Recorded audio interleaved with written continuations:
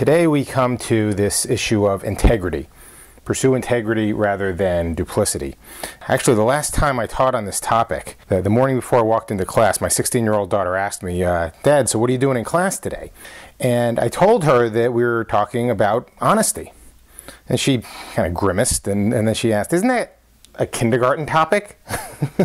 and I chuckled, and I said, yeah, I guess it is a kindergarten topic, but in fact, most of what we cover in this class is stuff from kindergarten. But the problem isn't so much knowing the right thing to do, right? The problem is in actually doing it. And it usually takes a little longer than a year in kindergarten to get there. For some of us, in fact, it's going to take an entire lifetime. Hopefully not for you. That's one of the reasons maybe you're taking this class. Who knows? But the topic for today, how to lead with honesty and integrity rather than using misrepresentation or duplicity. And I want to start with a few quick video clips that somewhat humorously illustrate this problem. Now, as you can see from this slide, these are all sports clips. Two of them are from soccer games. One of them is from the American version of football. And what I'm going to do is just run these things consecutively, back to back to back, without comment, and then we can talk about these if you'd like. All right, so here's the first one. Kyle Lafferty in probably the most dastardly move of this or any season. Feigning a headbutt here from the Aberdeen defender, Charlie Mulgrew.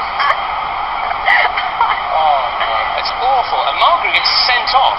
Not so much a Glasgow kiss as a Glasgow miss, that one really. Lafferty, absolutely shameless at the time. You even see him in a second giving a little wink to one of his teammates. Cristiano Ronaldo-esque. Indeed so. Here's Laurel Mulgrew getting sent off, and little wink.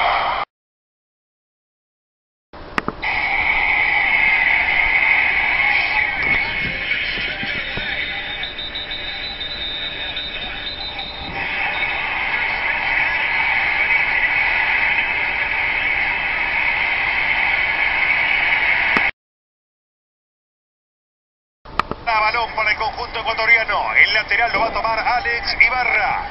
En el 76. Pide Montaño. Uy, manotazo de Montaño. Contra Carrasco, que la exageró además.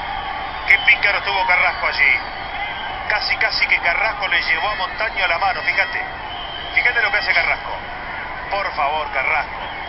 Por favor, Carrasco. Pocas veces visto en el fútbol. Esto, pero es de loco. Esta sí que de González. Espectacular. Lo que hizo Carrasco es de los tres chiflados. Chico, una maravilla. Es de Mau de los tres chiflados lo que este muchacho. Le agarró la mano a su oponente para simular un gol. Ese sketch de los tres chiflados, claramente. Es increíble. Le agarra la mano y hace que le meta los dedos en los ojos, así. Por favor. Now that's pretty hilarious stuff, right? But notice something about each of these situations. What happened in each one of those clips? Did you notice the commonality besides the fact that somebody was trying to cheat? Yeah. Yes. In each case, the guy who was faking it, the guy who was trying to cheat, got away with it. It actually worked. In the first case, the guy got the red card and got kicked out of the game. The second case, the referee threw the flag, and the guy who allegedly pushed the opponent got a penalty for unsportsmanlike conduct. And in the third case, who got the free kick? It was, in fact, the red team. The guy who was cheating actually got the call. In every case, the misrepresentation paid off. And maybe it's one of the reasons it happens so often. I mean, in sports, you can think of other examples, whether it's steroids or throwing games or guys diving to get a call. In education, we see this, and not just with students cheating, although there's plenty of that going on. In fact, I saw a study a couple of years ago now, but these three researchers, one of them was from somewhere out west, one of them was from Rutgers, one of them was from Penn State, and they did a study on graduate students and asked them, well, have you ever cheated in grad school? More than 5,000 students in this study across something like 32 colleges and universities. And so they asked them, have you ever cheated? And what they found was among the MBA students, among the business students, 56% of them admitted to cheating while being a grad student. Whether it was looking at somebody else's paper or plagiarizing or whatever. 56%. And then the non-business students they looked at, the numbers were a little better. It was merely 47% who admitted to cheating. Now these are only the ones who admitted it. right? So the problem is probably worse than that. But we see this not just in sports, but we see misrepresentation, duplicity, violations of integrity, blatant dishonesty in education.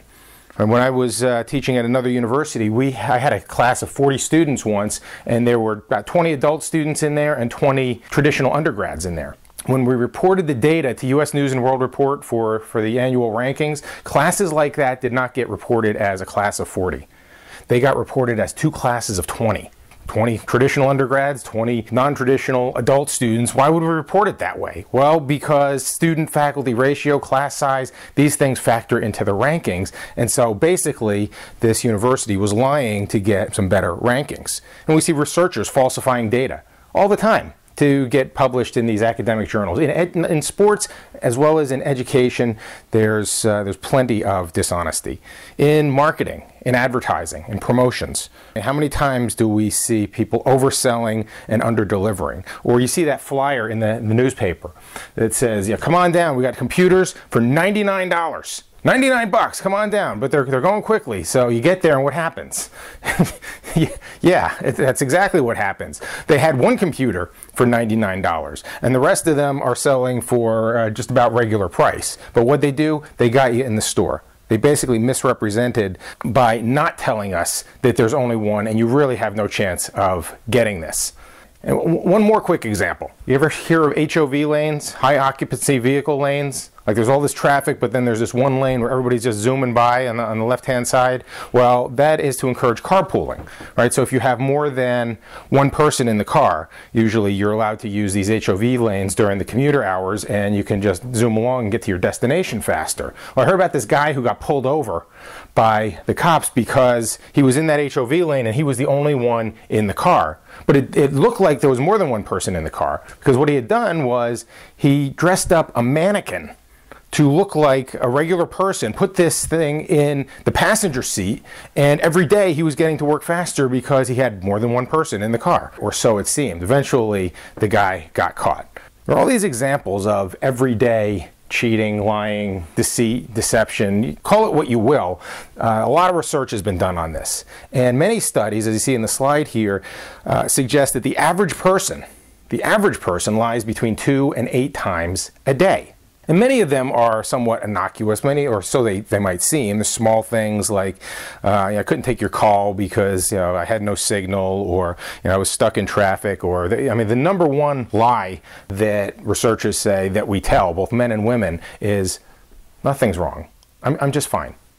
What's wrong? Nothing. I'm fine. Right? Between 2 and 8 times a day, they say that we lie. And here's some representative research.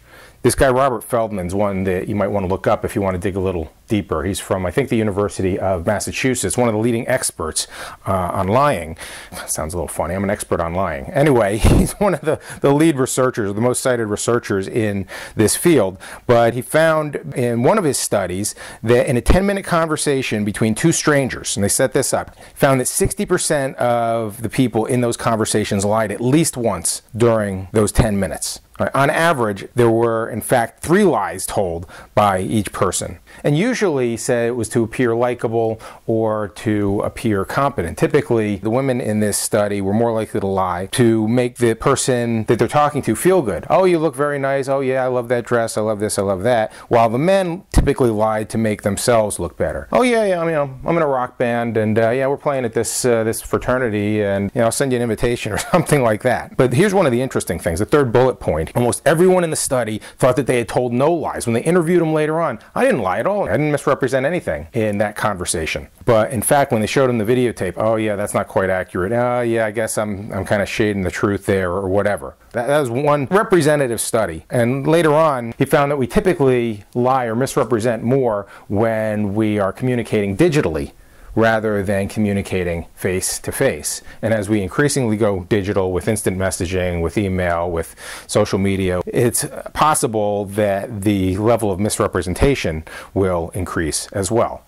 These two guys, these names you're going to want to know. Jim Kouzes and Barry Posner, probably the most cited leadership researchers in the world today. Some of the surveying they've done of employees in the workplace, of managers in the workplace, are pretty illuminating when it comes to why honesty actually matters. And what they found is that and you can see it in red here, in every survey that we conducted, and this is collectively more than 7,500 employees across all kinds of organizations, in every survey we conducted, honesty was selected more than any other leadership characteristic. When we asked them, what is it that you want out of leaders?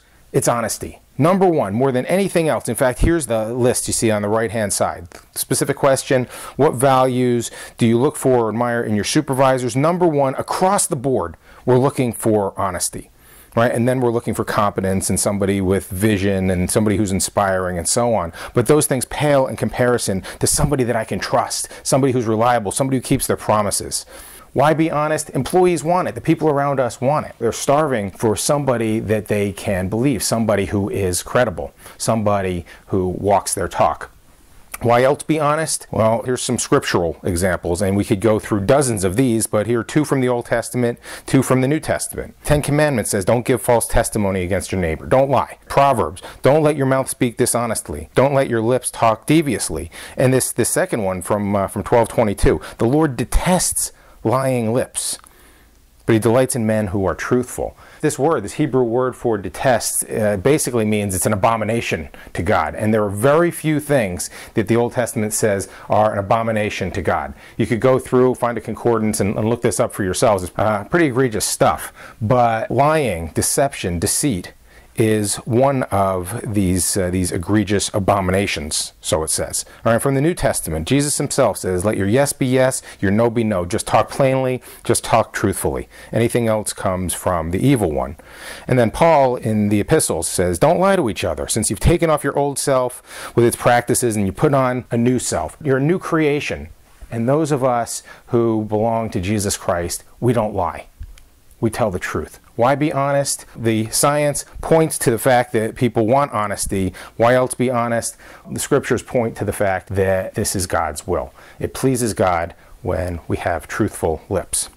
So that's the science and that's the scripture, both pointing toward integrity. So why is lack of integrity, dishonesty, so prevalent? Well, here's where your readings come in, the readings that we looked at for today. And in particular, this classic Harvard Business Review article, Why Be Honest If Honesty Doesn't Pay? Really provocative title. And there's a premise in there that we need to discuss. Honesty doesn't pay. And we also want to spend some time with the sermon preached by Reverend Phillips Brooks, The Fire and the Calf. Absolutely classic sermon preached back in the 19th century that you looked at for today. So let's delve into those a little bit, and maybe we can get to some answers about why lying, why deception, why lack of integrity is so prevalent in our world today. And then after that, we can get to the follow-up question. The most important question of the day, well, what can we do about it? How can we avoid falling into the trap?